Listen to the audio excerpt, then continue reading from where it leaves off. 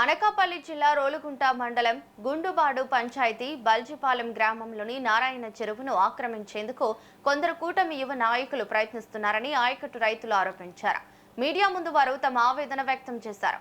గత 23 ఏళ్లుగా ఈ చెరువుపై ఆధారపడి రైతులు సాగు చేస్తున్నారని, చెరువు అభివృద్ధికి 2024 వరకు జాతీయ ఉపాధి హామీ పథకం ద్వారా పనులు కూడా జరిగాయని, అయితే కూటమి ప్రభుత్వం ఏర్పడిన తర్వాత చెరువు భూములపై కొందరు కన్నేశారని ఆరోపించారు.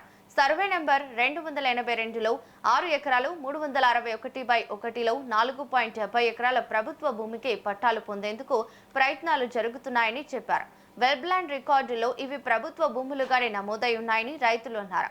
ఉపాధి హామీ పనులు జరగకుండా అధికారులపై ఒత్తిడి తీసుకొచ్చారని ఆరోపించారు. ఈ విషయాన్ని మండల, జిల్లా అధికారుల దృష్టికి పలుమార్లు తీసుకెళ్లినా స్పందన లేదని రైతులు వాపోయారు.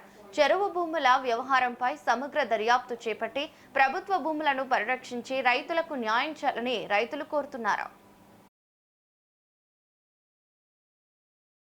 మనకి సుమారుగా కిలోమీటర్ దూరంలో ఉన్నటువంటి నారాయణ చెరువు 23 ఎకరాలు ఉంటుంది.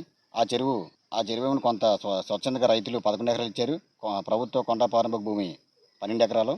సర్వే నెంబరు 282లో 6 ఎకరాల 64 సెంట్లు, 361లో 4 ఎకరాల 74 సెంట్లు. ఈ చెరువులోని 2024 దాకా 90 లక్షల దాకా వర్క్ చేయడం జరిగింది ఎన్ఆర్జీఎస్లో. అలాగే 2024 నుంచి కొంతమంది రైతులు, కూటమి ప్రభుత్వం వచ్చిన తర్వాత కొంతమంది వ్యక్తులు చెరువుని పట్టలేమ్మని కబ్జా చేయడానికి చూస్తున్నారు. వాళ్ళ కండిషన్లలో పై అధికారులు ఒత్తిడి తీసుకొచ్చి చెరువు పని ఆపడం జరిగింది. ఎన్ఆర్జీఎస్ వర్క్ కూడా చేయకుండా ఆఫ్ చేయడం జరిగింది. దీనిపై ఈ యొక్క హైకోర్టు రైతులు సుమారుగా 250 మంది 300 ఎకరాల జీవనాధారం. ఈ రైతులందరూ ప్రభుత్వం దృష్టికి జిల్లా అధికారులకి దృష్టికి తీసుకెళ్లడం జరిగింది. వాళ్ళు ఇంకా ఎటువంటి స్పందన కూడా లేదు. బల్జిపాలెం గ్రామానికి సుమారుగా కిలోమీటర్ దూరంలో ఉన్నటువంటి నారాయణ చెరువు 23 ఎకరాలు ఉంటుంది. ఆ చెరువును కొంత స్వచ్ఛందంగా రైతులు 11 ఎకరాలు ఇచ్చారు. ప్రభుత్వ కొండ ప్రారంభ భూమి 12 ఎకరాలు. సర్వే నెంబరు 282లో 6 ఎకరాల 64 సెంట్లు, 361లో 4 ఎకరాల 74 సెంట్లు. ఈ చెరువులోని 2024 దాకా 90 లక్షల దాకా వర్క్ చేయడం జరిగింది ఎన్ఆర్జీఎస్లో. అలాగే 2024 నుంచి కొంతమంది రైతులు, కూటమి ప్రభుత్వం వచ్చిన తర్వాత కొంతమంది వ్యక్తులు చెరువుని పట్టలేమ్మని కబ్జా చేయడానికి చూస్తున్నారు.